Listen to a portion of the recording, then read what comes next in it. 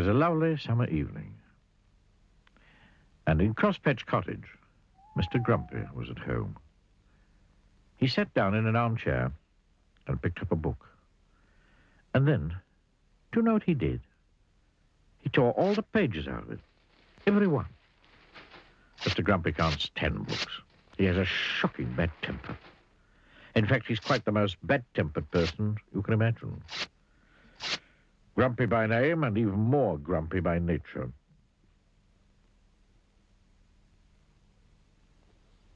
The following morning, he was out in his garden pulling up flowers.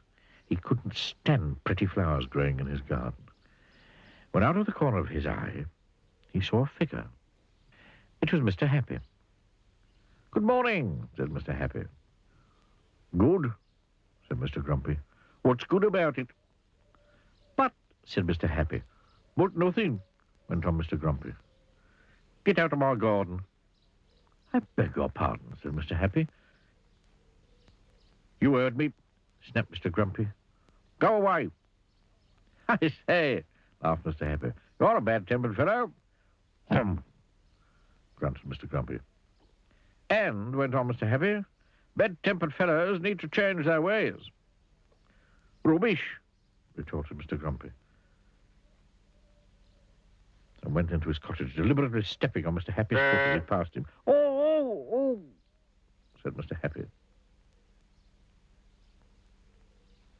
Bang went the door of Crosspatch Cottage as Mr. Grumpy slammed it behind him.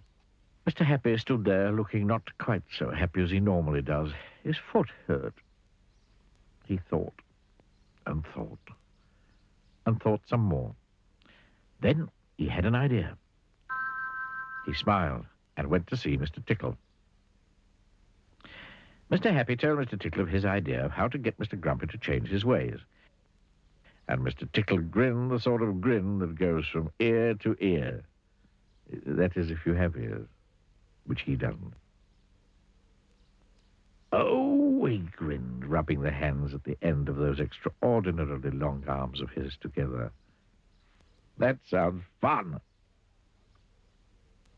That afternoon, Mr. Grumpy went to town, shopping.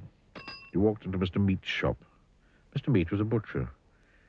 "Give me some sausages," snapped Mr. Grumpy, "and be quick about it."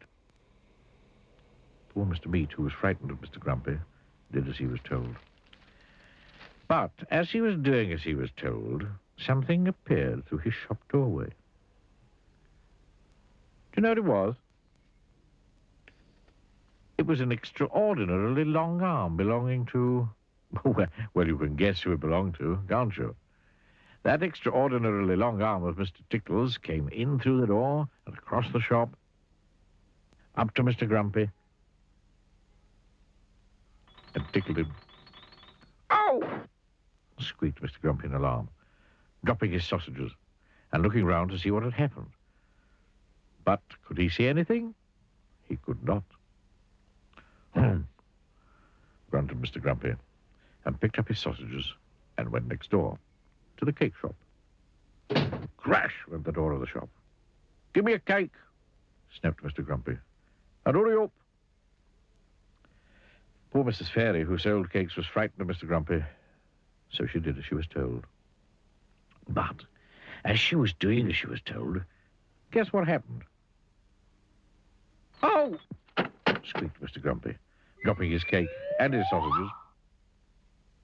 He just could not understand what was happening. And the same thing happened at Mr. Daly's, the newspaper shop, and Mrs. Humbug's, the sweet shop, and at Mr. Bottle's dairy, and at Mr. Packett's, the grocer's. It went on all afternoon. And all afternoon, Mr. Grumpy kept being tickled.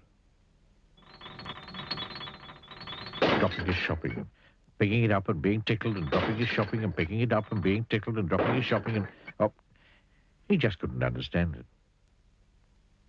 On his way home to Crosspatch Cottage, he met Mr. Happy again. "Hello," grinned Mr. Happy. Having a nice day?"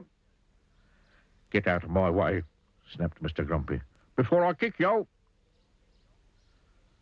But almost before the words had passed his lips, that extraordinarily long arm of Mr. Tickle's had appeared from behind a tree and tickled him yet again. He jumped in the air and dropped all his shopping yet again and fell over. Mr. Happy looked down at Mr. Grumpy lying amid a jumble of sausages and cake and newspapers and sweets and milk and cornflakes. I think he laughed that if you were to change your ways and not be quite so bad-tempered, quite so often, this sort of thing might not happen to you quite so often.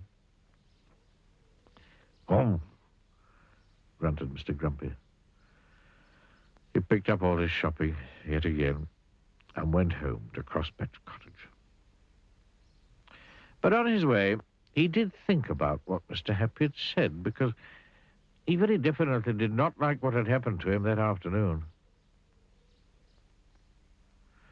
Mr. Happy and Mr. Tickle laughed and shook hands. And so after that, Mr. Grumpy did try not to be quite so bad-tempered, quite so often. And the more he tried, the less he found he was tickled.